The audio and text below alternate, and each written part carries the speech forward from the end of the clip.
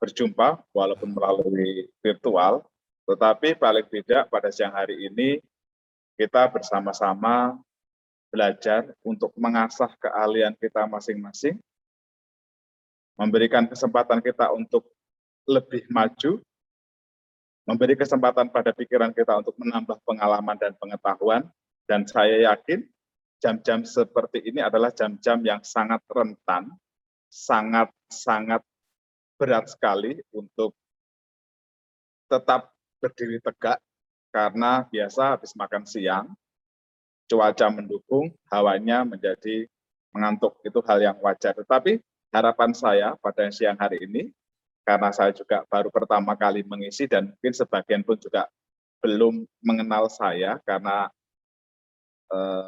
masa-masa pandemi sehingga saya jarang ke Jakarta, apalagi untuk yang angkatan-angkatan yang baru, tentunya juga tidak mengenal saya secara langsung. Tapi paling tidak tadi sudah ada gambaran yang sudah disampaikan oleh Samaneri.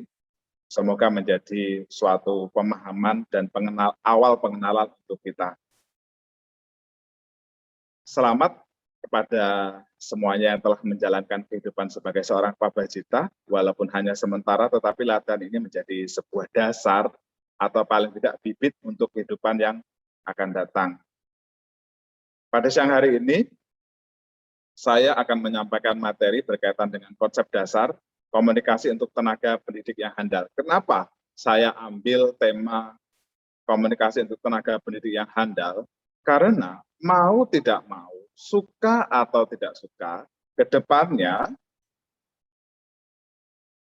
semua akan menjadi calon tenaga pendidik, entah itu nanti mendidik dalam kehidupan keluarga, mendidik dalam dunia pendidikan secara formal maupun non-formal.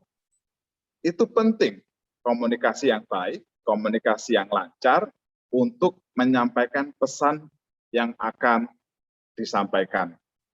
Jadi pada siang hari ini, saya mengambil tema tentang konsep dasar komunikasi untuk tenaga pendidik yang handal. Lalu apa sih, sebelum kita masuk kepada tema yang inti, kita harus pahami dulu, tenaga pendidik atau guru itu apa? Tenaga pendidik atau sebagai seorang pendidik atau seorang guru itu merupakan ujung tombak atau faktor utama, faktor penting dalam dunia pendidikan yang bertanggung jawab terhadap perkembangan jasmani dan rohani peserta didik. Ini perlu dicamkan dalam diri kita masing-masing. Mau nggak mau, siap nggak siap, kita bertanggung jawab terhadap peserta didik kita nanti ke depannya. Karena kalian semua adalah calon-calon pendidik yang handal, maka tanggung jawab ini sepenuhnya harus dipahami dan dimengerti serta dipraktekkan dalam kehidupan ke depannya nanti ketika Anda setelah selesai mengenyam pendidikan di Sekolah Tinggi Agama Buddha Mahaprasna Jakarta.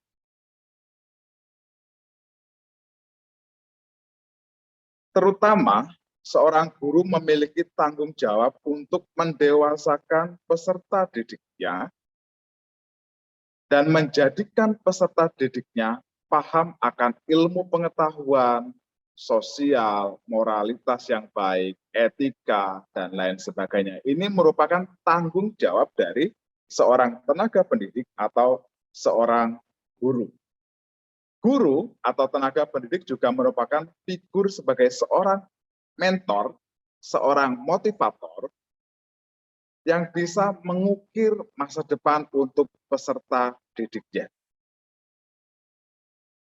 Jadi, dengan memotivasi, memberikan semangat, memberikan pemahaman, pengetahuan, itu dijadikan sebagai acuan untuk meraih masa depan dari peserta didiknya kelak di kemudian hari. Next.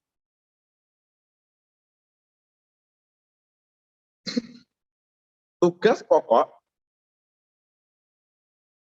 seorang pendidik adalah membimbing peserta didik dalam artian mencari pengenalan terhadap anak didik yang mengenai kebutuhan, kesanggupan, bakat, minat, dan sebagainya. Lalu yang kedua, menciptakan situasi pendidikan yaitu suatu keadaan di mana tindakan-tindakan pendidik dapat berlangsung dengan baik dan hasil yang memuaskan. Lalu yang ketiga, seorang pendidik harus memiliki pengetahuan yang diperlukan seperti pengetahuan agama, pengetahuan tentang sains, dan lain sebagainya, yang kemudian diberikan untuk peserta didiknya. Next. Next. Lalu kita akan masuk pada inti pokok tema dalam pembahasan siang hari ini, yaitu berkaitan dengan komunikasi. Apa itu komunikasi? Komunikasi merupakan sarana atau cara seseorang menyampaikan informasi, pengetahuan, ataupun pesan kepada yang lainnya, baik itu melalui media ataupun disampaikan secara langsung. Kalau saat ini, seringkali kita menggunakan media untuk menyampaikan pesan. Mau tidak mau secara tidak langsung dan kita pahami atau tidak, setiap hari kita melakukan komunikasi, baik itu secara langsung ataupun tidak langsung. Next. Pengertian komunikasi itu sendiri berasal dari bahasa Latin, yaitu communicatus, yang berarti berbagi atau menjadi milik bersama. Jadi sesuatu yang telah dikomunikasikan atau pesan informasi yang telah dikomunikasikan itu berarti milik bersama dan diketahui oleh banyak orang. Karena pesan atau informasi tersebut telah dikomunikasikan. Mengacu pada Kamus Bahasa Komunikasi dapat diartikan upaya yang bertujuan untuk mencapai kebersamaan. Komunikasi secara umum adalah proses pembentukan, penyampaian, penerimaan, dan pengolahan pesan yang terjadi dalam diri seseorang dan atau di antara dua atau lebih dengan tujuan tertentu. Pengirim pesan atau bisa disebut sebagai komunikator itu biasanya menyampaikan komunikasinya yang diterima oleh komunikan. Pada saat ini, kondisi saat ini, siang hari ini, saya berposisi sebagai komunikator. Lalu yang di Jakarta sana, yang mendengarkan, berperan sebagai komunikan. Lalu bagaimana? Apakah komunikan bisa menjadi komunikator? Bisa. Saat Anda di sana menyampaikan pesan kepada sebelah Anda yang duduk di sebelahnya, berarti Anda berperan sebagai seorang komunikator. Komunikator itu apa? Komunikator nanti akan lebih detailnya, akan dibahas dan dijelaskan pada slide-slide yang berikutnya. Next slide-nya silahkan diganti. Satu kali lagi.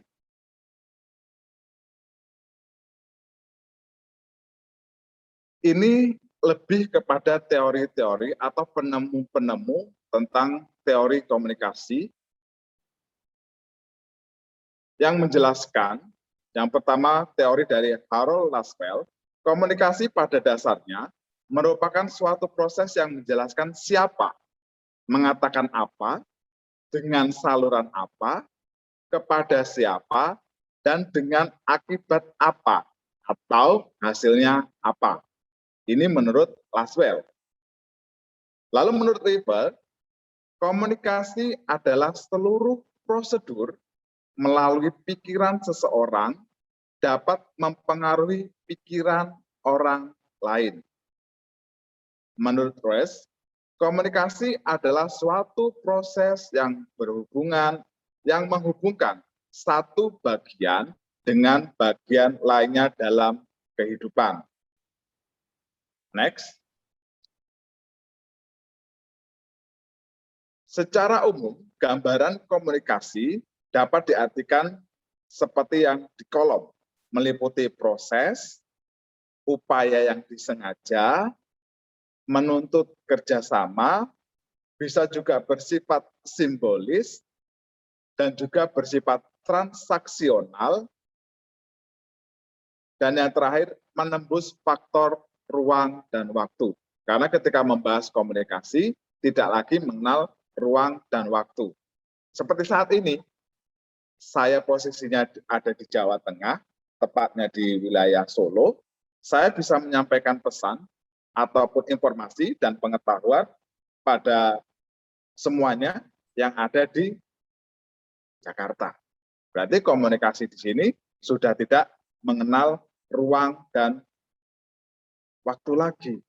Bisa menembus faktor ruang dan waktu. Next. Ketika lebih dalam membahas tentang komunikasi, maka kita harus pahami juga tentang makna komunikasi itu sendiri. Yang pertama, komunikasi berkaitan dengan proses sosial. Komunikasi dalam konteks ilmu sosial, ahli ilmu sosial melakukan penelitian dengan menggunakan pendekatan komunikasi secara umum. Merupakan komponen dasar hubungan antara manusia ketika ini dilihat dari maknanya secara proses sosial, maka akan dilihat komunikasi dalam konteks ilmu sosialnya, kemudian bagaimana pendapat para ahli ilmu sosial yang melihat pendekatan komunikasi secara umum, lalu yang ketiga, komponen dasar hubungan antar manusia yang melakukan atau melaksanakan komunikasi itu sendiri. Lalu ketika dilihat maknanya sebagai peristiwa, maka kita akan melihat beberapa faktor di dalamnya. Yang pertama, komunikasi merupakan gejala yang dipahami dari sudut bagaimana bentuk dan sifat terjadinya. Berarti faktor yang mempengaruhi di komunikasi di sini adalah peristiwa yang muncul ketika komunikasi itu dilakukan atau terjadi sebuah proses komunikasi. Next. Kemudian, ketika lebih dalam lagi melihat komunikasi sebagai ilmu yang independen atau ilmu yang berdiri sendiri, maka akan dilihat meliputi aspek aksiologi atau mempertanyakan dimensi utilitas atau faedah, peranan, dan kegunaan dari komunikasi itu sendiri. Kegunaan komunikasi itu sebagai apa, peranannya seperti apa, faedahnya seperti apa, itu ketika melihat dari faktor komunikasi sebagai ilmu. Lalu secara epistemologi, menjelaskan norma-norma yang dipergunakan ilmu pengetahuan untuk membenarkan dirinya sendiri. Maksudnya di sini adalah secara epistemologi komunikasi biasanya dipergunakan untuk menjelaskan kaidah-kaidah ilmu pengetahuan yang berkaitan dengan komunikasi, sehingga argumen-argumen yang keluar dari para ilmuwan yang berkaitan dengan epistemologi itu memperkuat statement atau memperkuat argumen dari para ilmuwan komunikasi. Secara ontologi, mengenai struktur material dari ilmu pengetahuan. Ketika melihat ilmu komunikasi, maka struktur yang membentuk ilmu komunikasi itu akan dilihat sedalam mungkin, sedetail mungkin, sehingga pemahaman tentang ilmu komunikasi akan menjadi lebih jelas. Lalu kemudian ketika melihat komunikasi sebagai keterampilan, komunikasi dipandang sebagai skill yang oleh individu dipergunakan untuk melakukan proses komunikasi. Jadi komunikasi juga merupakan keahlian dari seseorang atau skill dari seseorang dalam berkomunikasi. Contohnya, ketika seseorang yang pandai berbicara, pandai berkata-kata, maka skillnya akan mudah sekali dekat dengan yang lainnya. Atau mudah sekali membaur dengan yang lainnya karena memiliki skill untuk berkomunikasi dengan baik. Itu salah satu contoh ketika melihat komunikasi sebagai keterampilan atau skill dari individu. Ketika dikaitkan dengan seorang guru, maka ini keterampilan untuk berkomunikasi ini sangat penting sekali. Kenapa penting? Karena ketika kita memiliki skill komunikasi, keterampilan komunikasi yang baik, materi yang akan kita sampaikan akan menjadi lebih baik dan tidak monoton. Apa yang akan kita sampaikan bisa kita rancang sedemikian rupa sehingga anak didik kita atau peserta didik kita akan lebih mudah memahami materi-materi yang akan kita sampaikan dan tentunya akan dikemas dengan cara yang lebih baik sehingga yang menerima pun juga akan mudah memahami, menerima, menyerap apa yang disampaikan. Lalu kita akan juga membahas next tentang fungsi komunikasi. Yang pertama, fungsi komunikasi sosial. Komunikasi yang mengisyaratkan bahwa komunikasi itu penting untuk membangun konsep diri, aktualisasi diri, kelangsungan hidup untuk memperoleh kebahagiaan dan terhindar dari tekanan. Itu fungsi utama dalam komunikasi yang berkaitan dengan sosial. Kenapa komunikasi berkaitan dengan untuk terhindar dari tekanan? Karena sesuatu yang disampaikan, misalnya yang mengalami tekanan batin, kalau tidak disampaikan atau tidak dikomunikasikan dengan yang lain, ujung-ujungnya akan semakin tertekan dan menimbulkan depresi. Contoh kecilnya, saat Pak Baja seperti ini, dalam tekanan suprasna, ketika Anda tidak mengkomunikasikan dengan baik, maka ujung-ujungnya Pak Baja Anda hanya sebuah syarat saja. Anda tidak menikmati karena itu tadi, Anda merasa tertekan di dalamnya. Bangun pagi, kalau tidak bangun nanti dipukul, disampan, belum kue siang, dan lain sebagainya. Ya atau tidak? Ya atau tidak, pasti itu ada dalam diri Anda masing-masing. Jadi, ketika Anda diberikan kesempatan untuk menyampaikan segala sesuatu unek-unek dalam diri Anda, komunikasikan dengan baik. Sehingga apa yang menjadi tekanan dalam diri Anda, itu tidak menjadi beban lagi. Dan paling tidak, Anda belajar untuk memahami diri Anda sendiri. Anda belajar untuk berani terbuka dengan apa yang Anda rasakan. Anda berani terbuka untuk segala sesuatu yang menurut Anda itu membuat tidak nyaman, baik untuk diri Anda ataupun yang lainnya. Jadi komunikasi itu juga penting dilakukan ketika Anda merasa tertekan batinnya. Tapi komunikasi tersebut juga harus disampaikan dengan baik dan benar agar tidak terjadi miskomunikasi antara satu dengan yang lainnya. Next.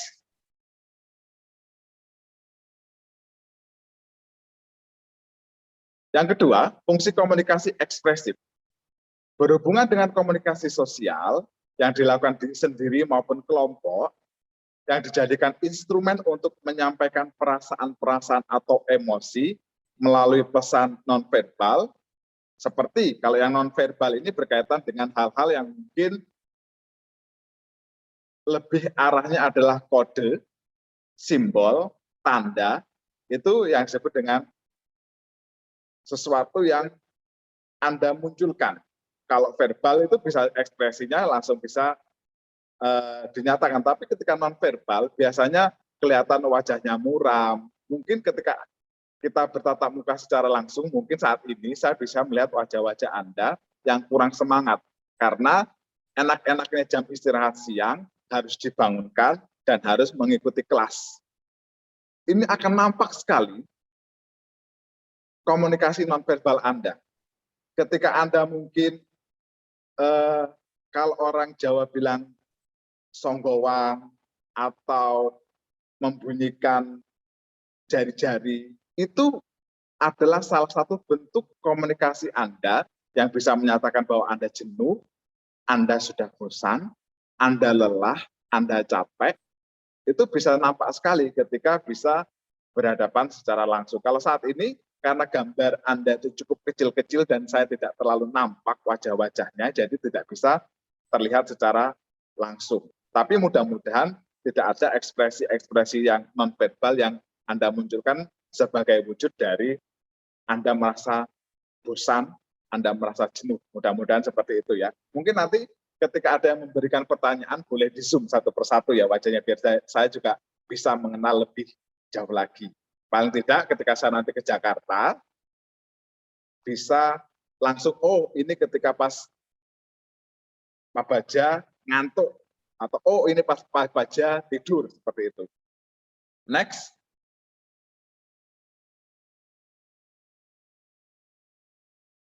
Lalu ketika kita berkaitan dengan ritual, ritual itu juga tidak terlepas dari komunikasi.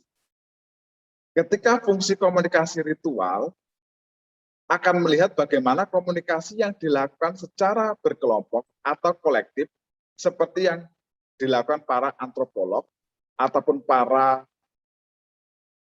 pembabar dharma atau anggota SAK. Itu kita bisa lihat komunikasi-komunikasi ritual yang dilakukan. Contoh, ketika melakukan ritual puja siang, puja pagi, puja sore, itu kita telah melakukan komunikasi ritual dengan simbol dan tanda, dan juga dengan alunan-alunan sutra, alunan-alunan mantra, itu merupakan proses komunikasi ritual yang dilakukan. Tujuannya apa? Tujuannya adalah memberikan efek damai, efek tentram, efek bahagia bagi para pendengarnya, ataupun yang melakukan ritual itu sendiri. Ketika Anda melaksanakan ritual, tetapi kok tambah pikirannya kemana-mana, berarti ada hambatan komunikasi ritual yang terjadi di situ. Apalagi kalau pagi-pagi. Biasanya masih ngantuk, jadi ketika membaca sutra, yang lainnya sudah sampai halaman berapa, nanti bingung halaman berapa. Berarti di situ ada kegagalan komunikasi ritual yang terjadi. Jadi apa yang seharusnya sampai dalam proses komunikasi tersebut tidak sampai. Oke, yang selanjutnya, fungsi komunikasi instrumental. Komunikasi ini memiliki beberapa tujuan umum seperti menginformasikan, mengajar, mendorong, merubah sikap dan keyakinan, merubah sesuatu, menggerakkan ataupun membuat hiburan. Ini yang paling berkaitan dengan tenaga pendidik atau calon seorang guru. Bagaimana dia cara mengajar, menginformasikan, dan juga memberikan atau menggerakkan dan juga merubah sesuatu yang tadinya tidak paham menjadi paham. Ini zoom-nya sepertinya terlalu didekatkan. Tadi ada yang tertidur sepertinya. Tidak masalah. Wajar jika mengalami sebuah rasa kantuk jam-jam seperti ini. Tapi untungnya saya tidak kenal tadi siapa ya sosok yang muncul dan tertidur. Oke, saya lanjut lagi. Next untuk PowerPoint-nya. PowerPoint-nya silahkan dirubah berkaitan dengan manfaat komunikasi. Oke, sebelum saya lanjut di sini, kalau ada pertanyaan saya persilahkan yang ingin bertanya sebelum kita lanjut pada materi-materi yang selanjutnya. Sama Neri nanti istirahatnya jam berapa? Jam 14.45, Su. Ini sudah. Kalau di tempat saya belum. Berapa menit lagi?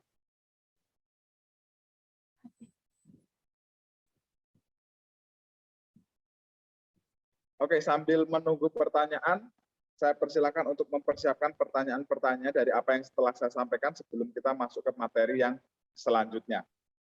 Silakan yang ingin bertanya, saya persilakan. Baik, ada yang mau bertanya? Masih ada 7 menit lagi sebelum kita istirahat.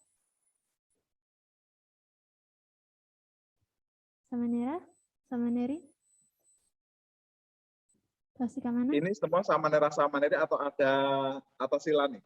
Ada Eh, atas silani juga. Sikaman. Ada sikamananya 4. Oh. Ada yang mau lanjut?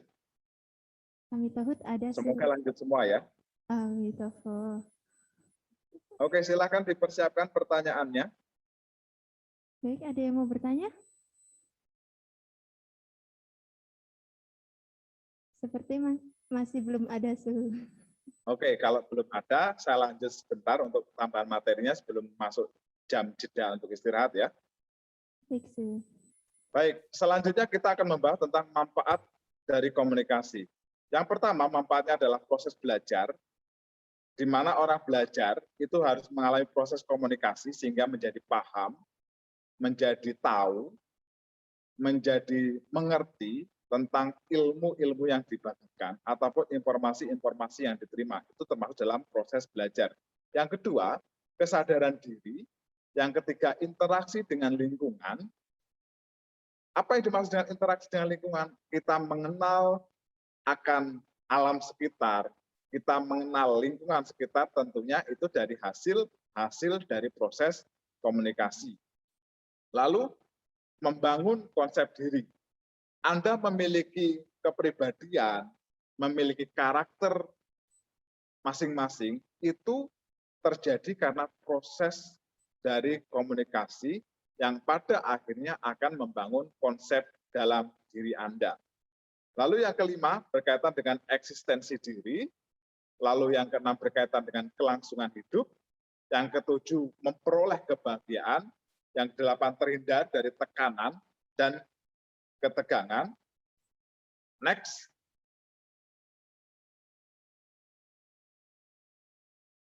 Nah, ini yang saya maksud tadi. Dalam komunikasi itu ada komponen-komponen penting sehingga proses komunikasi itu dapat berjalan dengan baik dan lancar. Komponen yang pertama adalah adanya komunikator atau pihak yang mengirim pesan. Lalu yang kedua, ada komunikan atau pihak yang menerima pesan. Lalu yang ketiga ada pesan itu sendiri. Lalu yang keempat ada media atau sesuatu hal yang digunakan untuk menyampaikan pesan. Kalau saat ini yang paling mudah kita mengerti dan kita pahami, media komunikasi kita adalah dalam bentuk handphone atau smartphone yang Anda miliki masing-masing. Itu adalah media komunikasi untuk menyampaikan yang sering digunakan pada saat ini. Lalu yang kelima adalah efek dari komunikasi itu apa? Meliputi kognitif, afektif, dan psikomotor. Itu adalah efek komunikasinya. Ketika seseorang telah menerima pesan atau informasi, itu hanya di pikiran saja, atau sampai pada tindakan atau psikomotor. Lalu yang keenam adalah umpan balik. Setelah menerima pesan tersebut atau menerima pesan melalui media, ada umpan baliknya atau tidak. Ketika keenam komponen ini terjadi, maka komunikasinya itu sudah berjalan dengan baik dan benar. Komponen-komponen di dalam komunikasi telah terpenuhi dan tercukupi, maka proses komunikasi dinyatakan sempurna atau proses komunikasi dapat dinyatakan sesuatu yang sukses atau apa yang disampaikan itu bisa diterima dengan baik, dengan lancar, dan ada feedback-nya atau umpan baliknya. Contoh, ketika Anda nanti mengajar, ketika Anda menyampaikan dengan baik, melalui media yang benar, pesannya telah diterima dengan baik, lalu ada umpan balik dari peserta didiknya, misalnya dengan pertanyaan, dengan sanggahan, ataupun lain sebagainya, berarti Anda berhasil menyampaikan pesan tersebut. Atau Anda berhasil menyampaikan materi ataupun pembelajaran ketika Anda nanti menjadi seorang tenaga pendidik. Lanjut, next. Lalu kita akan masuk kepada tahapan proses komunikasi itu sendiri. Proses komunikasi adalah bagaimana komunikator, bisa dibilang misalnya tenaga pendidik atau seorang guru, menyampaikan pesan pada komunikannya. Komunikannya di sini bisa diartikan sebagai peserta didiknya nanti ke depannya. Komunikator adalah seorang guru, komunikannya adalah sebagai peserta didiknya. Sehingga dapat menciptakan suatu persamaan makna antara komunikan dengan komunikatornya. Maksudnya adalah, misalnya ketika nanti Anda sebagai seorang tenaga pendidik menyampaikan tentang arti atau makna dari bendera Buddhis. Anda menyampaikan pengertian, arti, warna dari bendera Buddhis kepada peserta didiknya. Ketika peserta didiknya telah memahami dan mengerti, serta ada persamaan makna yang diterima oleh komunikan yang telah disampaikan oleh seorang tenaga pendidik atau komunikator, maka ini dinyatakan berhasil proses komunikasinya. Ini menjadi penting karena ketika Anda salah menyampaikan dan pada akhirnya menimbulkan ketidakpahaman, berarti ada perlu diperbaiki dari proses komunikasinya. Next.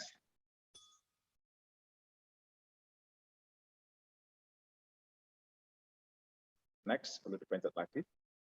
Jadi ketika melihat skema yang ada di gambar, itu bisa kita pahami bagaimana proses komunikasi yang terjadi.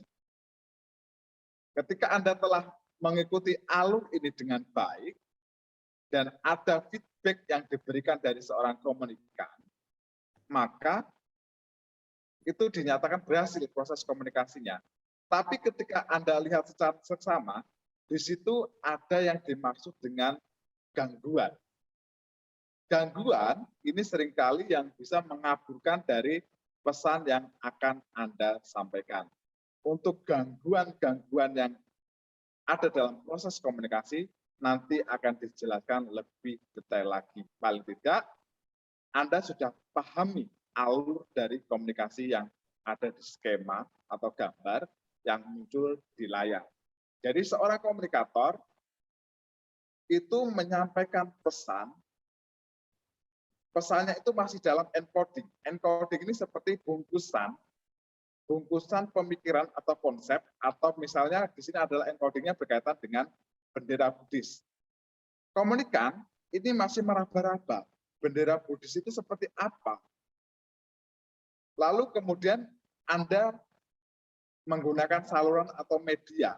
Medianya di sini misalnya menggunakan buku yang bergambarkan bendera Buddhis. Akhirnya seorang komunikan itu melakukan decoding. Decoding itu seperti halnya membuka bungkusan. Kalau di sini menggunakan buku, seperti membuka buku tersebut, membuka pemikirannya, oh ternyata bendera Buddhis itu seperti ini. Maka itu yang disebut dengan proses decoding dari seorang komunikator melakukan encoding, menyampaikan sesuatu dalam bungkusan, atau bisa melalui saluran seperti buku, lalu buku tersebut dibuka oleh komunikan. Ini loh yang dimaksud dengan bendera Buddhis, ini loh yang dimaksud dengan arti dari bendera Buddhis, maka decodingnya ini berhasil. Dan akhirnya ada feedback-nya yang diberikan oleh komunikan kepada komunikator berkaitan dengan warna dan arti bendera Buddhis. Misalkan nanti Anda ketika bertemu dengan peserta didik dan ketika mengajarkan tentang bendera Buddhis, Anda harus memahami alur-alur dari komunikasi agar komunikan atau peserta didik Anda memahami apa yang Anda sampaikan. Apakah suara saya bisa terdengar dengan baik sama Neri? Bisa, Su. Oke. Masih ngantuk atau tidak ini peserta Pak Baja? Semoga setelah minum, kembali lagi energinya, kembali lagi jiwa-jiwanya yang tadi sempat merantau kemana-mana, sempat melayang-melayang ke alam mimpi, bisa kembali lagi ke alam nyata, dan siap kembali untuk menerima materi dari apa yang saya sampaikan. Walaupun ngantuk, paling tidak ini perjuangan di hari-hari yang akhir untuk menjelang masa-masa selesainya latihan dari Pak Baja dan jika mana Anda semuanya. Luar biasa sekali, 1 bulanan ya, Anda telah melewati masa-masa penggodokan yang luar biasa.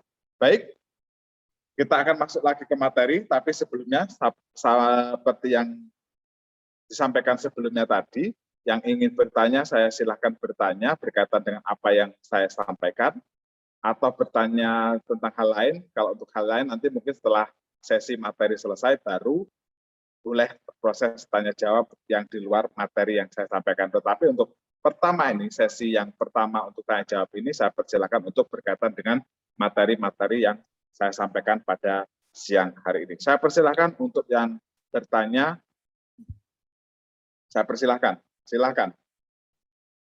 Boleh, ada yang mau bertanya?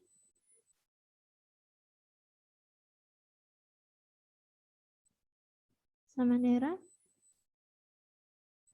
Ada yang mau bertanya? Boleh angkat tangannya kalau ingin bertanya.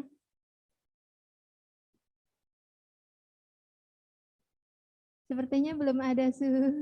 Oke, belum ada. Semoga bukan karena tidak paham atau tidak mudeng, tetapi masih menyimpan pertanyaan-pertanyaan yang ragu dalam diri Anda masing-masing. Tidak apa-apa. Dan lebih baiknya, kalau tidak ada pertanyaan karena paham dengan apa yang saya sampaikan, atau saking mumetnya, nggak nyandak, sehingga apa yang saya sampaikan jadi tidak paham. Mudah-mudahan tidak seperti itu ya. Saya yakin ini tidak ada pertanyaan karena Anda sudah memahami semuanya. Karena apa? Komunikasi itu sebenarnya adalah ilmu yang mempelajari tentang diri kita sendiri. Ilmu yang mempelajari tentang proses kehidupan kita dalam sehari-hari. Bagaimana kita berkomunikasi dengan yang lain, bagaimana kita berkomunikasi dengan orang tua kita, bagaimana kita berkomunikasi dengan teman kita, bagaimana kita berkomunikasi dengan guru atau dosen kita. Sebenarnya ini adalah ilmu yang sebenarnya sudah sejak lahir itu sudah kita bawa. Dari bayi pun ketika lahir itu sudah Anda berkomunikasi. Contohnya ketika bayi itu membuang kotoran atau membuang air kecil dan lain sebagainya, dia berkomunikasinya dengan cara menangis. Itu salah satu wujud dari komunikasi. Dan akhirnya dipahami oleh ibunya bahwa anaknya sedang buang air kecil, misalnya seperti itu. Berarti sejak lahir pun kita sudah melakukan apa yang dimaksud dengan proses atau komunikasi. Next untuk PowerPoint-nya. Nah, ini adalah tingkatan-tingkatan dalam komunikasi. Yang pertama adalah komunikasi intrapersonal atau komunikasi dengan dirinya sendiri. Apa contoh dari komunikasi dengan dirinya sendiri? Contoh,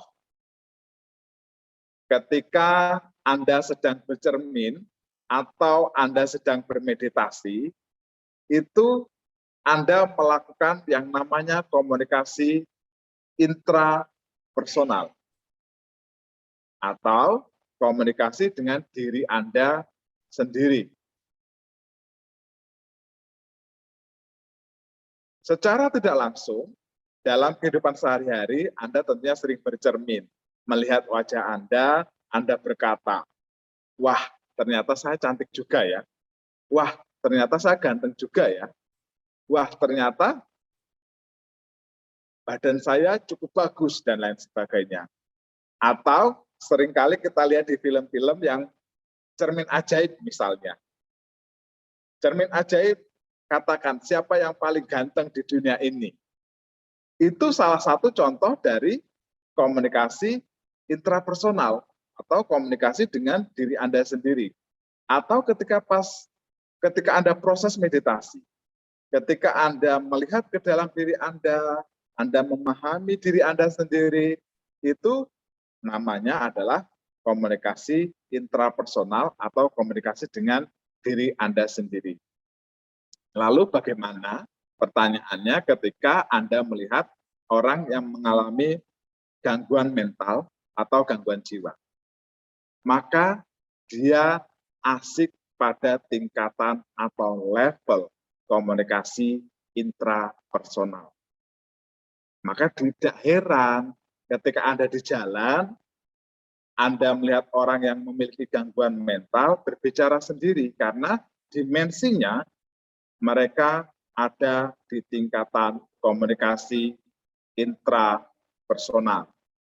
Jadi peserta Pabaja yang ada di sini, kalau ada yang misalnya ngomong sendiri, ngoceh sendiri, bicara sendiri, jangan sampai Anda mengalami sama seperti yang di jalan tadi. Berarti Anda asik dengan komunikasi intrapersonal. Tetapi dalam artian komunikasi intrapersonal di sini yang arah atau cenderungnya ke arah yang negatif. Jadi jangan sampai ya, Anda terbiasa melakukan komunikasi intrapersonal dan asik dengan dunia Anda sendiri. Ujung-ujungnya nanti Anda kehilangan kontrol dari kesadaran Anda. Itu level yang pertama atau tingkatan yang pertama. Lalu tingkatan komunikasi atau level komunikasi yang kedua adalah komunikasi interpersonal. Komunikasi interpersonal itu biasa dilakukan antara satu dengan orang lainnya. Misalnya, Anda berkomunikasi dengan orang tua Anda, curhat dengan orang tua Anda, atau melakukan sesi bimbingan dengan dosen, atau check up dokter, itu ranahnya atau tingkatan komunikasinya adalah komunikasi interpersonal.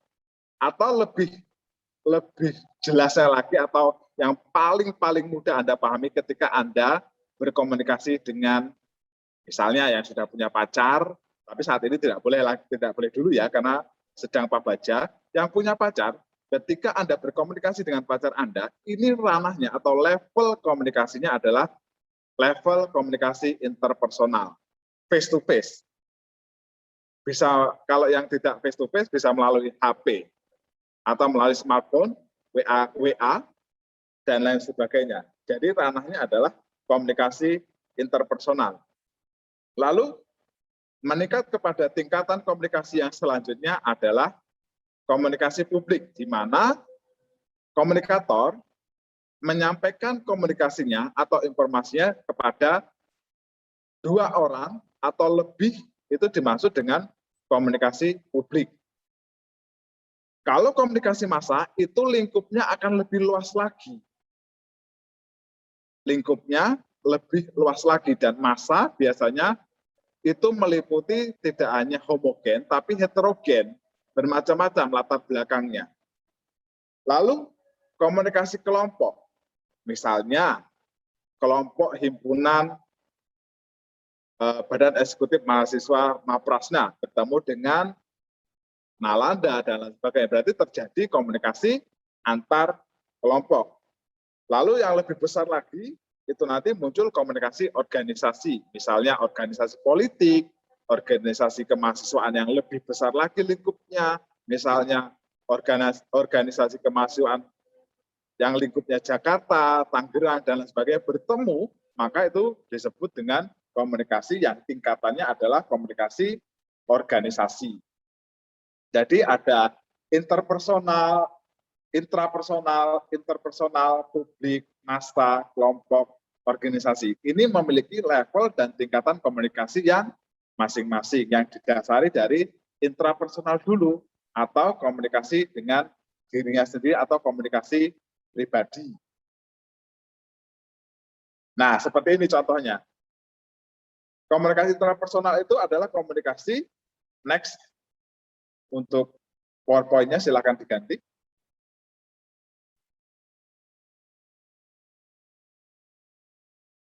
Ini adalah salah satu contoh dari komunikasi intrapersonal atau intrapribadi. Berkomunikasi dengan dirinya sendiri melalui cermin, tadi yang sudah saya sampaikan tadi. Berarti Anda telah melakukan komunikasi intrapersonal atau berkomunikasi dengan diri Anda sendiri. Next untuk slide-nya. Nah, ini juga contoh-contoh dari komunikasi intrapersonal. Ketika Anda berimajinasi, itu juga termasuk dalam komunikasi intrapersonal. Kemudian Anda melamun, membayangkan sesuatu hal-hal yang dalam pikiran Anda, itu juga termasuk dalam komunikasi intrapersonal. Anda membayangkan segala sesuatu dalam pikiran Anda juga itu termasuk dalam komunikasi intrapersonal. Contohnya, ketika Anda membayangkan petir, bagaimana proses terjadinya petir dalam pikiran Anda sendiri, itu juga berarti Anda telah melakukan komunikasi intrapersonal. Next. Lalu komunikasi interpersonal itu berarti terjadi antara satu dengan satu orang yang lainnya. Bisa juga terjadi, misalnya Anda pergi ke dokter bersama ayah dan ibu Anda berkonsultasi, bertatap muka secara langsung, itu juga bisa disebut dengan komunikasi interpersonal. Next.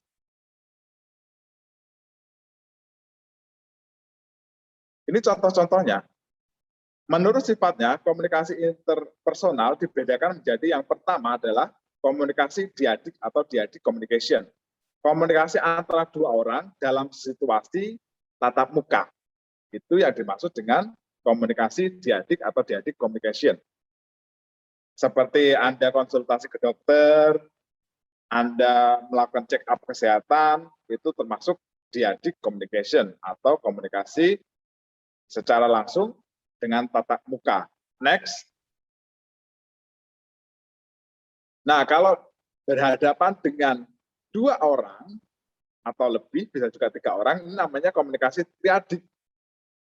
Komunikasi antar pribadi yang pelakunya lebih dari tiga orang, yaitu seorang komunikator dan dua orang komunikan.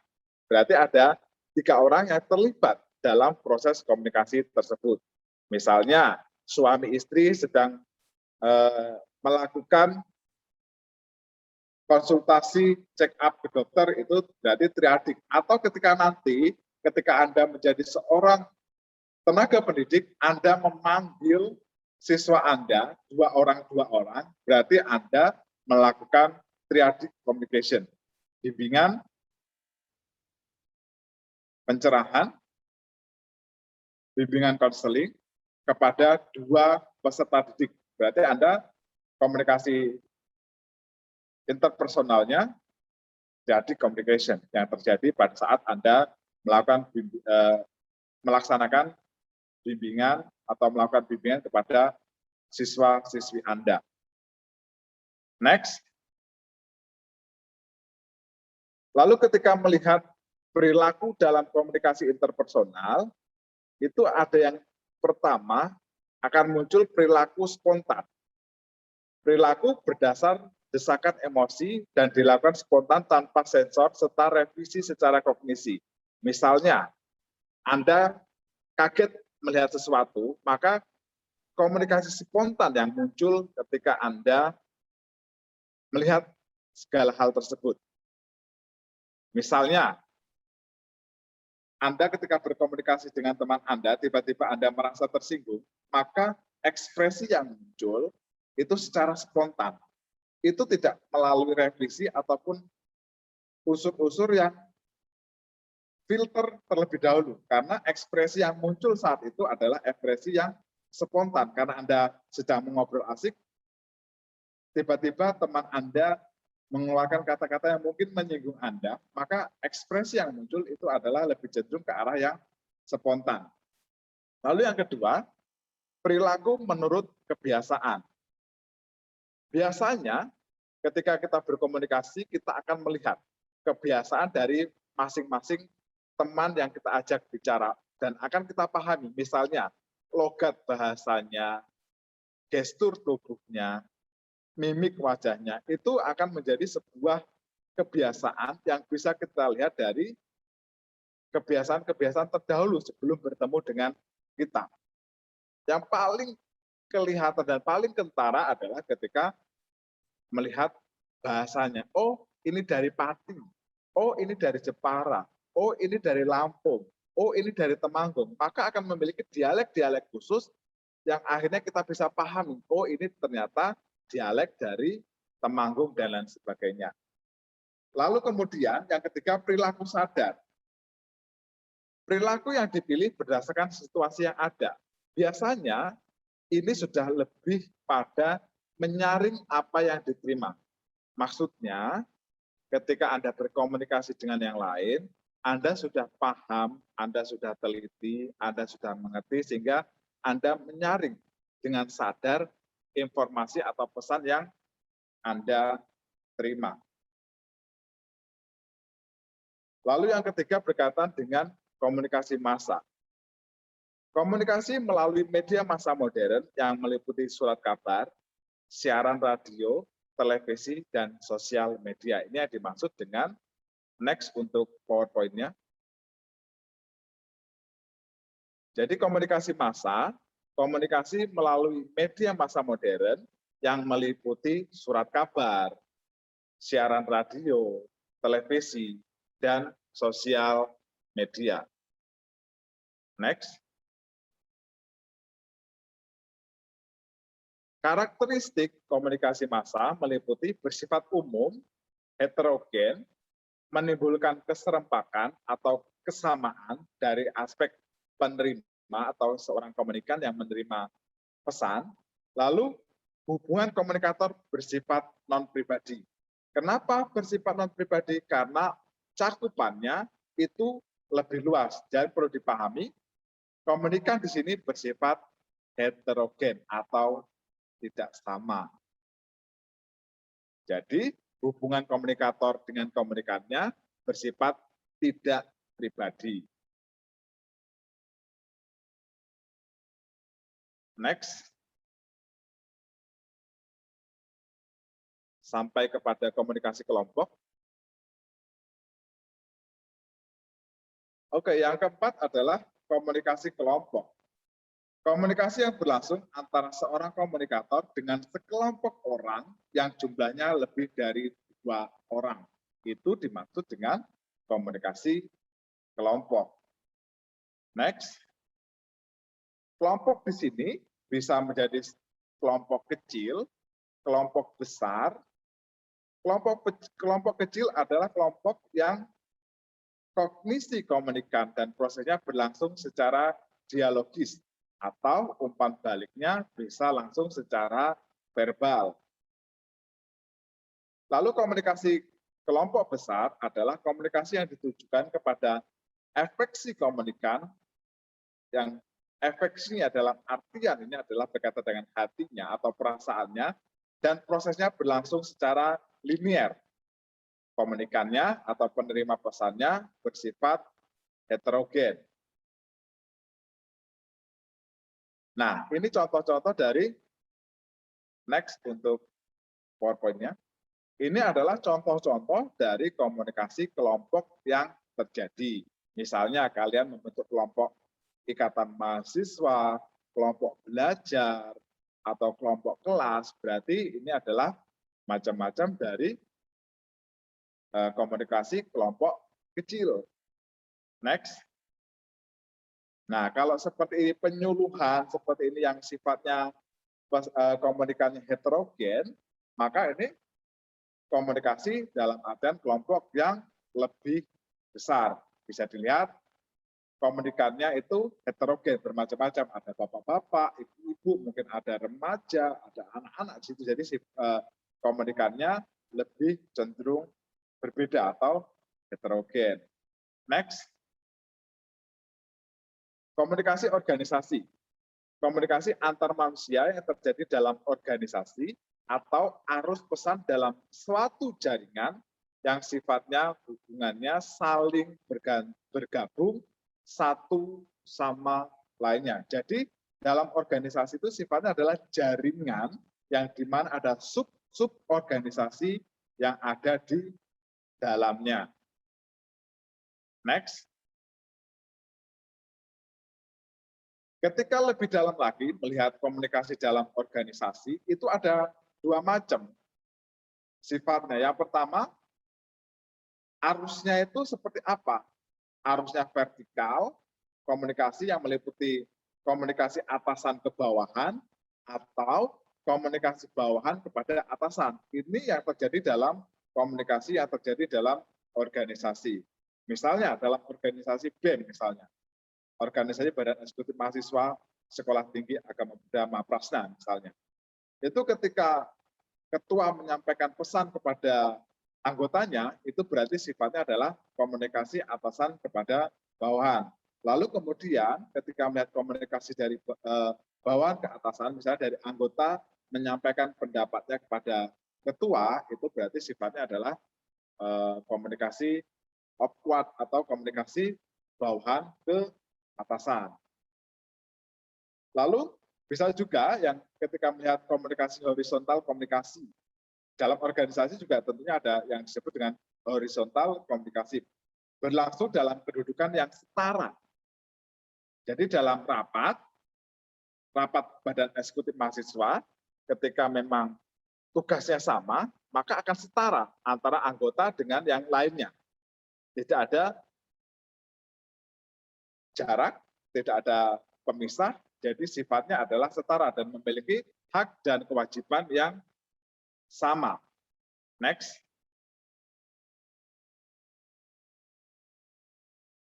PowerPoint-nya silakan diganti. Lagi.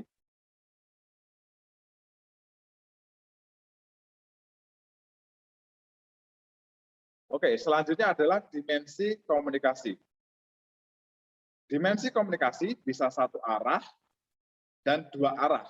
Satu arah yang dimaksud adalah memiliki sifat atau karakter lebih cepat, tertib, dan teratur. Itu yang satu arah. Lalu dilakukan bila komunikator ingin mempertahankan pengaruh. Berarti menggunakan cara komunikasi yang satu arah. Lalu yang dua, komunikasi dengan dimensi dua arah. Sifatnya itu lebih lambat, tidak tertib, dan bising. Lalu penerima itu merasa dihargai karena diberikan kesempatan untuk melakukan feedback secara langsung. Lalu sifat yang ketiga adalah yang terjadi ketika komunikasi dua arah, kesalahan komunikator lebih cepat atau lebih mudah untuk diketahui.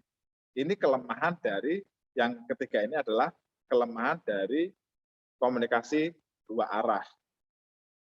Jadi kalau yang ketika Anda menyampaikan materi sebagai tenaga pendidik, pertama ketika Anda menyampaikan materi akan lebih baik digunakan komunikasi dengan sistem satu arah dulu. Nah, ketika pas tanya jawab, baru proses komunikasi dua arah. Next. Nah, dalam komunikasi itu ada komunikasi verbal dan komunikasi nonverbal. Yang dimaksud dengan komunikasi verbal adalah penyampaian pesan dengan menggunakan kata-kata. Yang kedua, merupakan komunikasi yang lazim digunakan. Yang ketiga, lebih akurat dan tepat waktu. Yang keempat, dapat dilakukan secara lisan dan tulisan. Yang kelima, karakteristik pesan yang lebih cenderung efektif. Lalu komunikasi nonverbal. Komunikasi nonverbal adalah penyampaian pesan dengan bahasa tubuh. Bisa tanda, simbol, makna.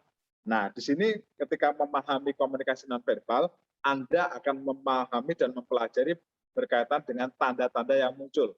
Misalnya tanda senyuman yang bahagia, senyuman sinis, senyuman marah, senyuman tidak suka, itu masuk dalam ranah komunikasi nonverbal.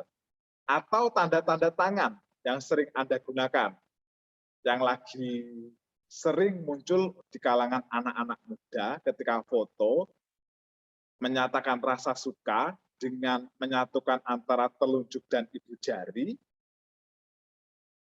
itu merupakan simbol yang sering kali muncul. Dan itu termasuk dalam komunikasi nonverbal. Lalu, komunikasi nonverbal ini juga cenderung lebih kaya makna. Karena setiap daerah itu memiliki arti yang berbeda-beda. Geleng-geleng misalnya. Geleng-geleng kalau di Indonesia itu artinya tidak mau. Tetapi ketika digunakan di India akan memiliki arti yang berbeda. Kebalikannya tambahan. Kalau di Indonesia geleng-geleng itu tidak mau, manggut-manggut itu berarti mau atau setuju. Kalau di India itu memiliki arti yang berbeda, kebalikannya. Jadi hati-hati ketika Anda nanti bepergian ke India, ketika Anda maksudnya tidak mau, tapi Anda malah geleng-geleng, nanti Anda tambah diberikan. Padahal niat Anda tadinya adalah tidak mau. Atau ketika Anda proses pabaja saat ini, ketika Anda salah meletakkan mangkok, salah meletakkan piring, itu nanti memiliki arti dan makna yang berbeda dan diterima berbeda oleh tim servisnya. Maksud Anda mau tambah air, bisa ditambah kuah. Maksud Anda mau tambah nasi, bisa ditambah sayur, seperti itu. Jadi itu adalah komunikasi nonverbal atau simbol-simbol yang disepakati secara bersama-sama. Lalu, komunikasi nonverbal itu juga bersifat lebih pribadi dan lebih intim. Karena biasanya lebih dalam maknanya. Misalnya, Anda senyum menyatakan perasaan suka terhadap seseorang, maka akan diterima dengan reaksi yang berbeda. Karena gestur tubuh Anda menunjukkan rasa kesukaan Anda terhadap sesuatu. Tetapi ketika Anda menunjukkan ekspresi yang tidak suka, juga akan disikapi atau diterima dengan cara atau reaksi yang berbeda pula. Itu adalah ketika Anda menggunakan komunikasi non-verbal.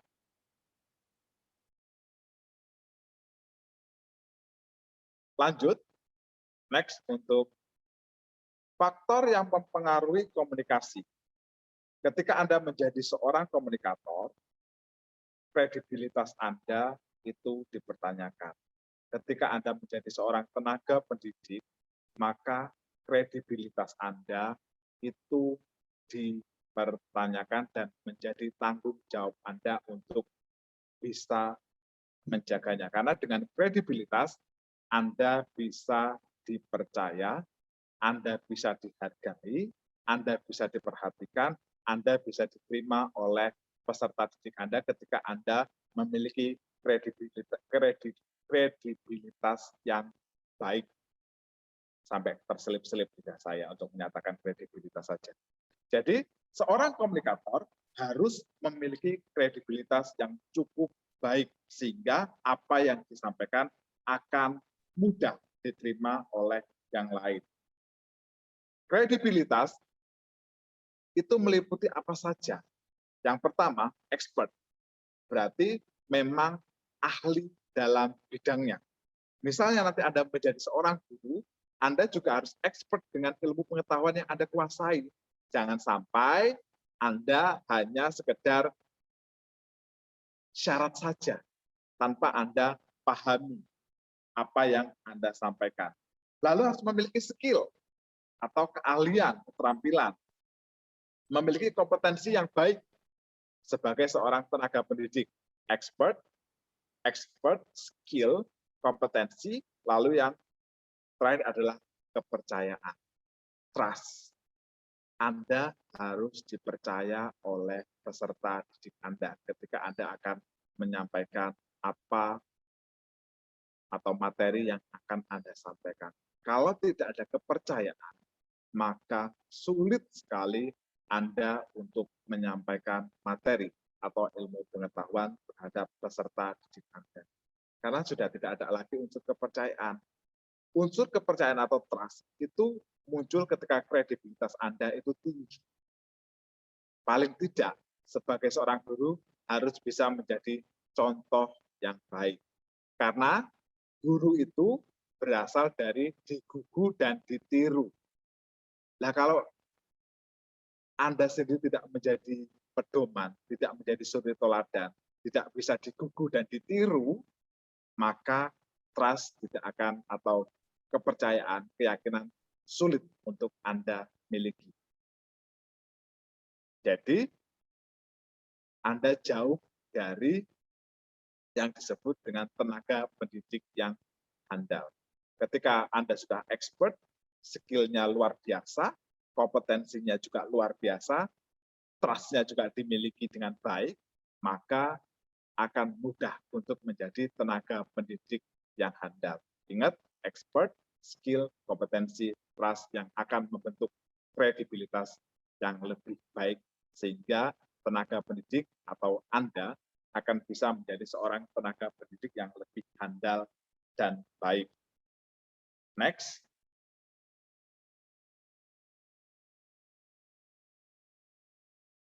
Langsung saja sampai pada hambatan komunikasi. Next lagi, sekali lagi. Satu kali lagi. Oke, kita masuk pada tahapan yang saya bilang tadi, hambatan komunikasi. Ini yang sering kali harus kita pahami ketika Anda menjadi seorang tenaga pendidik nantinya.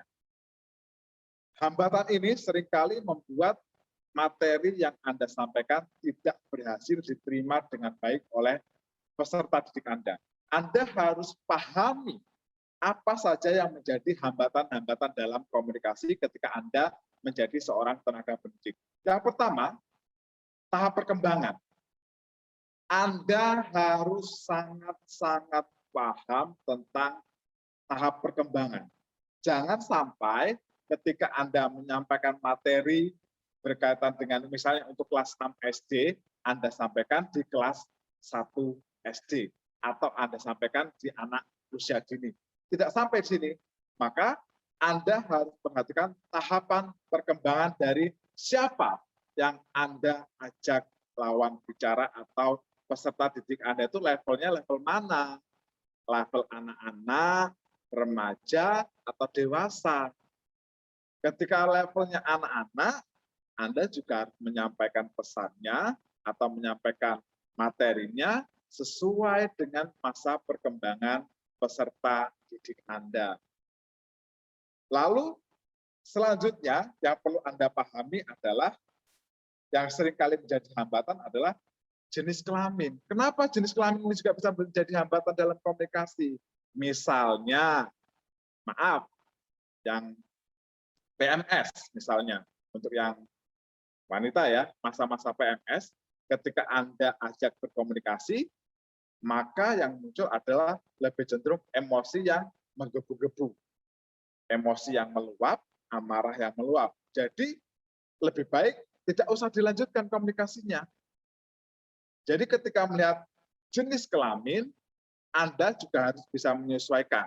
Ketika homogen atau sifatnya adalah kaum perempuan semuanya, tentunya akan berbeda dengan yang heterogen.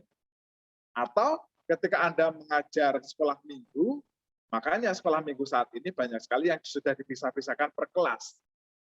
Kalau gabungan, Anda juga harus pandai-pandai untuk melihat dan menganalisa apa yang akan Anda sampaikan.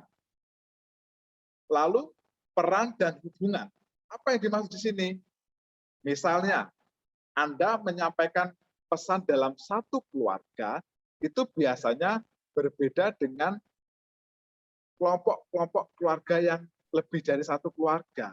Kalau satu keluarga, itu lebih cenderung sifatnya sama atau homogen, memiliki kebiasaan atau habit yang sama. Tetapi ketika Anda menyampaikan satu keluarga dengan keluarga yang lainnya, ketika bersamaan, tentunya Anda tidak bisa samaratakan. Jadi harus Anda pahami peran dan hubungan dari orang-orang yang akan Anda sampaikan informasi atau pesannya. Perlu diperhatikan secara seksama. Lalu yang keempat, karakteristik sosiokultural atau lebih mudahnya faktor budaya atau background budaya dari siapa yang Anda ajak bicara. Misalnya, Anda berbicara dengan orang yang berasal dari Jogja, lebih cenderung menggunakan bahasa Jawa yang halus, menggunakan kromo igil, tata bahasa yang tertata dengan baik, bahasa halus. Berbeda dengan orang Jawa yang berasal dari Sumatera atau dari Lampung. Bahasanya ngoko, bahasa Jawa sehari-hari. Jadi, faktor sosiokultural kalau tidak Anda pahami dengan baik dan benar, itu juga bisa menjadi hambatan dalam proses komunikasi Anda. Lalu, yang kelima, nilai persepsinya, tanggapan dari orang-orang terhadap diri Anda. Ketika Anda tidak memiliki trust atau kepercayaan dari orang yang akan Anda sampaikan pesan, maka itu juga bisa menjadi sebuah hambatan atau benteng penghalang dari apa yang akan Anda sampaikan. Lalu yang keenam, ruang atau teritorial. Ruang di sini, ketika Anda masuk ke dalam kelas, Anda perhatikan secara seksama. Di ruangan itu terlalu bising atau tidak, ribut atau tidak, kondusif atau tidak. Ketika Anda akan menyampaikan materi pembelajaran, Anda juga harus perhatikan ruang kelas Anda. Ketika ruang kelas itu terlalu bising, lebih baik Anda jangan lanjutkan untuk menyampaikan materinya. Karena apa? Itu akan sia-sia, karena tidak akan sampai pada peserta didik Anda. Karena suasana atau kondisi tidak mendukung. Lalu lingkungan. Ketika berkaitan dengan lingkungan, tidak mungkin Anda nyaman ketika menyampaikan pesan dalam kondisi lingkungan yang mungkin dalam kondisi banjir, sampah yang bau, dan lain sebagainya. Maka ini bisa disebut dengan hambatan yang faktor dari lingkungan sekitar. Tidak nyaman. Ketidaknyamanan tersebut pada akhirnya mengganggu dari proses komunikasi atau yang bisa disebut dengan hambatan dalam proses komunikasi. Lalu yang selanjutnya adalah kesesuaian. Apa yang dimaksud dengan kesesuaian? Waktu, tempat, kondisi, dan keadaan harus sesuai sehingga mendukung proses dari komunikasi Anda.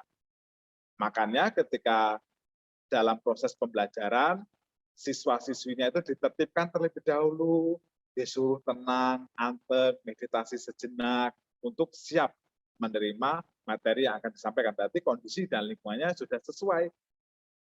Lalu, sikap interpersonalnya seperti apa? Anda menyampaikan dengan siswa-siswi Anda, dengan peserta didik Anda itu seperti apa?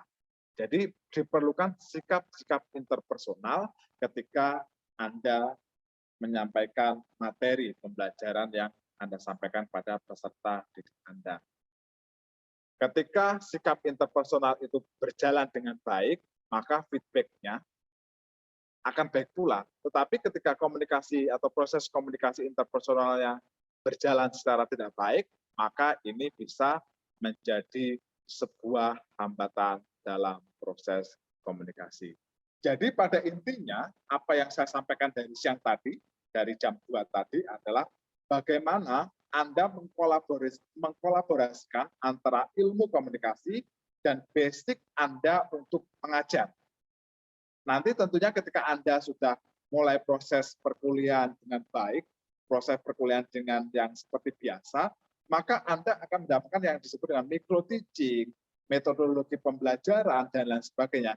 Ketika Anda gabungkan dengan ilmu komunikasi dan Anda sudah pahami tentang ilmu komunikasi, maka Anda bisa menjadi tenaga pendidik yang handal, yang lebih komunikatif, yang lebih inovatif, dan Anda punya banyak variasi dalam menyampaikan materi-materi pembelajaran Anda kelak di kemudian hari. Lalu, dengan pemahaman komunikasi yang baik dan benar, dan Anda praktekkan dalam kehidupan Anda sehari-hari, komunikasi ini juga akan lebih mempermudah Anda. Mempermudah Anda dalam segala hal. Dan menciptakan diri Anda lebih terbuka. Terbuka dalam artian, bukan terbuka tidak menggunakan pakaian, bukan. Tapi terbuka secara pemikiran, secara hati, secara pengetahuan, dan pada ujungnya akan membuka cakrawala berpikir Anda. Sebenarnya, potensi-potensi komunikasi dalam diri Anda semuanya sudah Anda miliki sejak lahir. Tetapi seringkali karena kebiasaan sehari-hari yang membungkam diri kita, akhirnya kita cenderung memiliki benteng untuk menutup diri sehingga tidak terbuka dengan teman ataupun dengan yang lainnya. Jadi pada intinya apa yang saya sampaikan pada siang sampai sore hari ini adalah bagaimana kita menjadi tenaga pendidik yang handal, bagaimana kita bisa mengkomunikasikan ilmu pengetahuan yang kita miliki, ilmu pengetahuan yang kita pelajari, yang kelak di kemudian hari kita bagikan untuk peserta-peserta didik kita. Jadi paling tidak ke depannya Anda sudah punya bekal untuk menjadi seorang tenaga pendidik yang handal dalam bidang agama. Terima kasih atas perhatiannya. Saya persilakan untuk sesi terakhir untuk tanya jawab. Saat ini kalau memang pertanyaannya di luar dari materi yang saya sampaikan, saya persilahkan. Atau yang masih berkaitan dengan materi yang saya sampaikan dari siang sampai sore hari ini, juga saya persilahkan. Yang penting tidak keluar dari jalur-jalur yang sudah ada. Saya persilahkan untuk bertanya.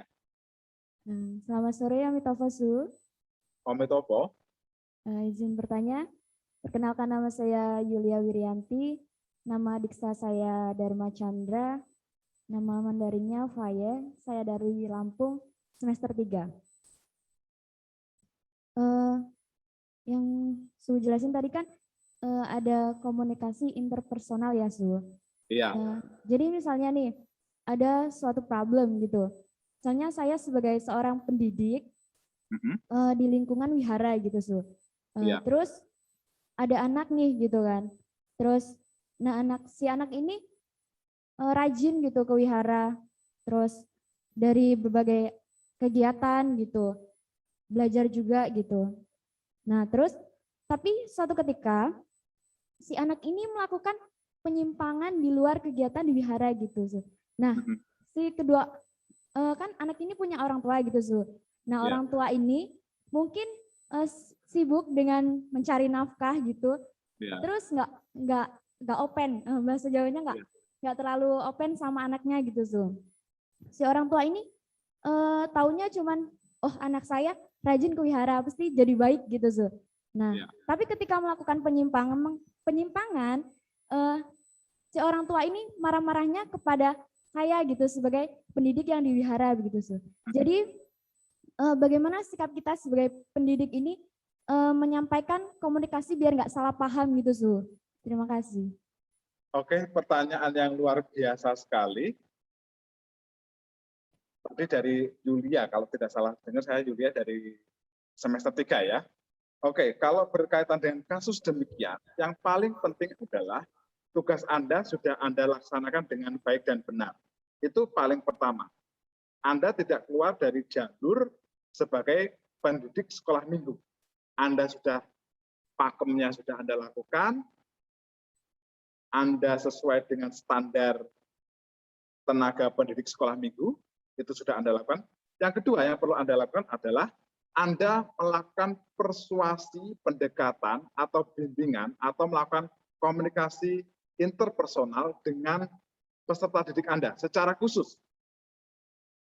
Panggil anak tersebut, berikan bimbingan dengan baik dan benar, arahkan, beritahu dengan cara Anda, cara yang baik, persuasi yang baik, sentuh hatinya agar tidak melakukan penyimpangan atau kesalahan-kesalahan yang dianggap menyimpang atau tidak sesuai.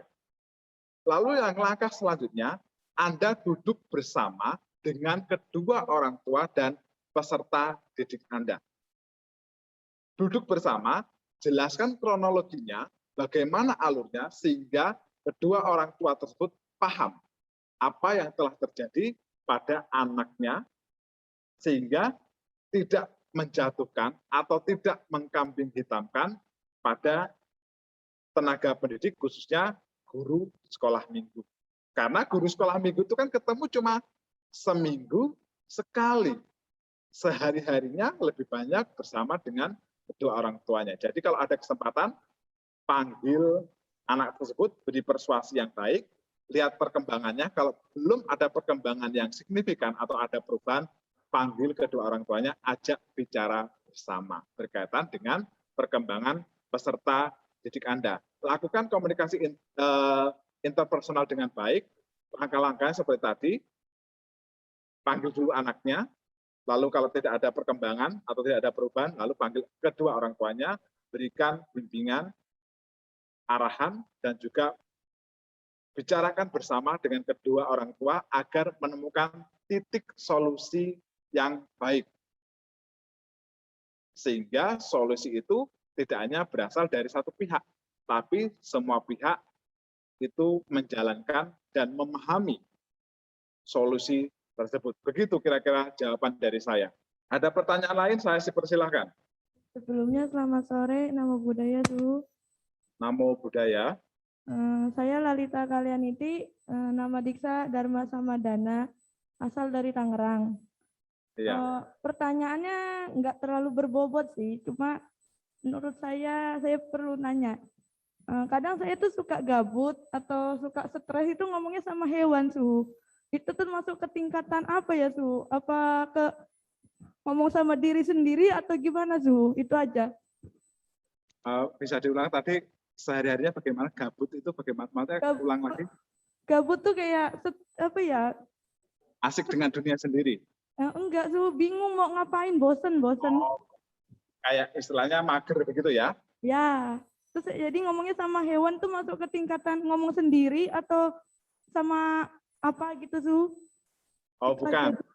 Kalau misalnya, oke, terima kasih pertanyaannya Lalita, berkaitan dengan ketika berkomunikasi dengan hewan ya, kalau tidak salah ya? Iya, Su. Itu berarti Anda berkomunikasi dengan ada beyond human communication. Jadi berkomunikasi dengan hewan dan tumbuhan itu masuk dengan komunikasi dengan beyond communication.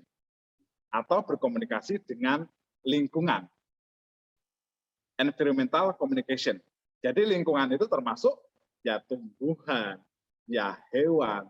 Sebenarnya dalam agama Buddha itu environmental atau komunikasi dengan lingkungan atau beyond human communication itu sudah dilakukan oleh Buddha. Contohnya apa?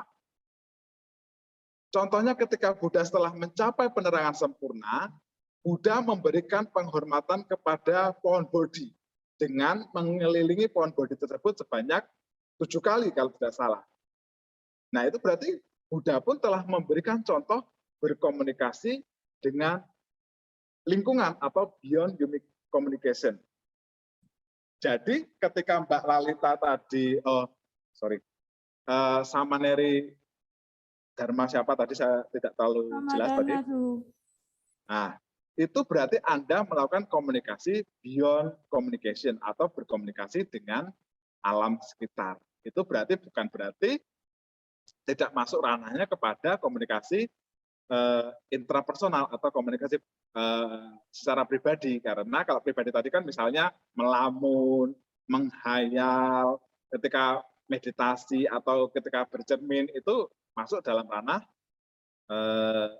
komunikasi pribadi atau intrapersonal. Kalau yang seperti yang dilakukan misalnya komunikasi dengan tumbuhan atau komunikasi dengan hewan itu termasuk dalam beyond communication atau environmental communication, seperti itu. Terus Su, kalau misalnya dianggap gila nanti ngejelasinnya gimana, Su? cara yang benarnya? Nah, kalau dianggap gila, itu separah apa nih? Kalau Anda sudah sampai larut ke dalamnya dan bahkan Anda mengikuti bahasa-bahasa hewan yang Anda ajak bicara, mungkin itu orang akan beranggapan Anda mengalami gangguan. Tetapi secara masih tahap normal dan tahap wajar, it's okay, itu tidak masalah, asal tidak berlebihan. Kalaupun saya punya kelinci atau punya kucing, kadang-kadang juga saya ajak bicara, sudah kenyang belum? Sudah makan belum? Itu mungkin konotasinya memang agak aneh, tetapi dalam tahapan-tahapan wajar itu tidak masalah. Ada contohnya begini, komunikasi yang dilakukan untuk kepada air. 3 air dimaki-maki, ada air yang dipuja-puja, ada air yang selalu didoakan. Respon ketiga air tersebut di dalam gelas itu juga berbeda-beda. Berarti apa di sini? Berarti komunikasi itu juga berjalan dan bisa diterima. Ataupun misalnya dengan yang paling hewan yang memiliki kecerdasan yang luar biasa, misalnya anjing. Anjing ketika diajak komunikasi dengan baik, maka dia akan paham dengan bahasa-bahasa kita, walaupun kadang-kadang juga dengan bahasa-bahasa isyarat. Yaitu tadi, asalkan itu hanya sekedar untuk hobi, hanya sekedar untuk menghibur diri, bukan kita larut di dalam hal tersebut atau komunikasi dengan hewan ataupun dengan tumbuhan tersebut. Kalau sehari-harinya kita hanya berbicara dengan hewan, berbicara dengan tumbuhan sehari-harinya, yaitu kita patut untuk periksa ke psikiater atau psikolog. Jangan-jangan kita memang mengalami gangguan jiwa. Tetapi ketika masih dalam batasan wajar, it's okay, itu tidak masalah. Itu kira-kira jawaban dari saya. Oke, terima kasih, Su. Ada yang lain saya persilahkan. Ini semakin menarik, tanyanya sudah hal-hal yang menyangkut rada-rada aneh gitu kan. Itu menarik sebenarnya. Karena sebenarnya kalau kita pahami secara sesama, komunikasi itu bermacam-macam sekali. Bahkan kalau kita lebih dalam lagi, kita akan bisa paham tentang gerak-gerik seseorang. Misalnya kita bepergian, kita akan paham mimik wajah orang yang memiliki modus yang baik dan modus yang tidak. Ini penting. Ketika Anda menerima ucapan cinta dari seseorang, Anda harus pelajari mimik wajah dan gestur tubuh serta gerak matanya. Ini di komunikasi dipelajari. Jadi sebelum menerima pernyataan cinta dari seseorang, Anda pelajari dulu gestur dan bentuk mimiknya. Mana yang tulus dan mana yang modus. Itu yang perlu Anda pelajari secara seksama. Jangan sampai Anda kena modus dan ujung-ujungnya sakit hati. Sakit hati akhirnya nggak kerasa nanti di asrama. Oke, pertanyaan yang lain saya persilahkan. Selamat sore, Amitopo Su. Om Mitopo. Sebelumnya perkenalkan nama saya Suparno, kalau nama Diksa Dharma Carita. Saya mau nanya, misalnya saya ini mau menyampaikan informasi kepada seorang atau apa namanya berkomunikasi, tapi orang itu tidak mengerti dengan yang disampaikan, tapi sudah berulang-ulang secara detail gitu Su. Jadi cara kita menyampaikannya itu kayak mana Su? Terima kasih. Oke, terima kasih pertanyaannya dari Samanera Suparno. Tadi saya kurang jelas nama diksanya. Ini kalau tidak salah dari Bangka ya. Dharma Carita Su. Dharma Carita. Ya. Oke, Samanera Dharma Carita. Jadi ketika Anda menyampaikan pesan, tetapi orang tersebut tidak paham dengan apa yang saya sampaikan, apa yang Anda sampaikan walaupun sudah berulang-ulang, Anda perlu introspeksi diri, Anda coba pahami bagaimana intonasi Anda menyampaikan pesan, teknik Anda menyampaikan pesan, kemudian Anda perhatikan juga lingkungannya dan siapa yang Anda ajak lawan bicara. Dan kemungkinan juga Anda harus melihat orang itu percaya dengan Anda atau tidak. Jadi ketika Anda sudah berulang-ulang menyampaikan pesan tetapi teman Anda tidak paham, atau sebenarnya paham, tetapi karena tidak ada kepercayaan pada diri Anda, sehingga dianggapnya itu angin lalu. Jadi bangun kepercayaan dulu, sampaikan dengan baik dan benar, gunakan teknik-teknik yang baik, dan paling tidak gunakan bahasa yang baik dan benar. Jangan terlalu cepat, jangan terlalu lambat, jangan terlalu rendah volume suaranya, jangan juga terlalu tinggi. Kalau terlalu tinggi menyampaikan pesannya, nanti dianggapnya Anda marah-marah. Kalau terlalu rendah volume suaranya juga seperti bisik-bisik, tidak bisa didengar. Ada beberapa kemungkinan, Samanera, bisa jadi karena memang tidak ada unsur kepercayaan dari orang tersebut, atau memang apa yang Anda sampaikan dianggap tidak menarik atau kurang jelas. Jadi pelajari. Yang pertama, bangun trust atau kepercayaan diri Anda, kompetensi Anda, skill Anda, dan kredibilitas Anda. Sehingga apa yang Anda sampaikan itu bisa diterima dengan baik dan benar. Dan lakukan persuasi atau pendekatan yang baik terhadap lawan bicara Anda. Maka akan bisa diterima dengan baik dan benar. Seperti itu, Samanera. Baik, Su, terima kasih. Ada yang lain lagi, saya persilahkan sebelum waktunya habis. Ini Samaneri sampai jam berapa nanti kita? Sampai jam 4 suhu. Masih ada waktu 3 menit lagi. Oke, 3 menit. Boleh satu pertanyaan lagi. Boleh ada yang mau bertanya lagi?